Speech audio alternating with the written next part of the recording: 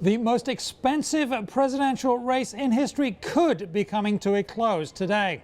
We'll have that and more right here, right now on the News Hub. Good afternoon and welcome. I'm Simon Constable. And we got Doug Belkin of the Wall Street Journal out in the field. He's in Columbus, Ohio, and he's on the phone. He's talking to us right at this minute. Doug, thanks for joining us. I understand you're in a parking lot, and we thank you for taking a break from your reporting today. What's the mood?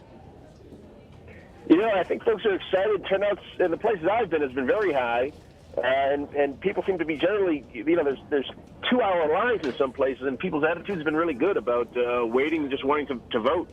Is there any clear indication from what you're seeing about how people are feeling, whether they're feeling, yes, they're excited, but whether they're feeling one candidate or the other is going to win?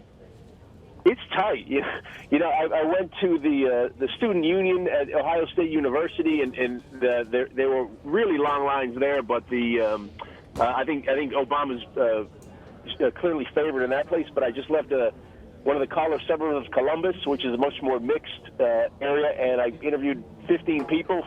7 of them said they were voted for Obama, 7 for Romney, and 1 said he voted for the Libertarian candidate. So it's going to be close. Obviously, it's going to be very close, and that's what we're hearing in all the polls. Now, on the turnout front, that's something that Jerry Seibers said in the past is very important to both candidates. Are the polls sort of more busy than you've seen in previous elections? I'm sorry, I don't understand the question. Are there more people queuing up to vote than you've seen in the past in other elections in previous years, like 2008? Yeah, well, in the places that I've been, all 4 places have said that they have been busier than in 2008 by a factor of somewhere around 5 to 10%. That seems to be the answer. Okay. So it's busy, yeah.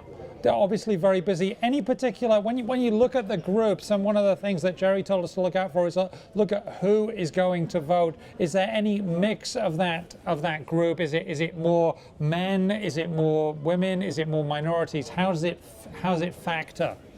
You know, it really depends on the neighborhood. I mean, I think turnout is really going to be high across the board. I think it's going to be in the 60s and 70s around here in the greater Columbus area. And if you're in a neighborhood that has a lot of African Americans or Hispanics, that's who's at the polls. In places that are, predominantly white, that's who's at the polls. Downtown, there's a lot of students.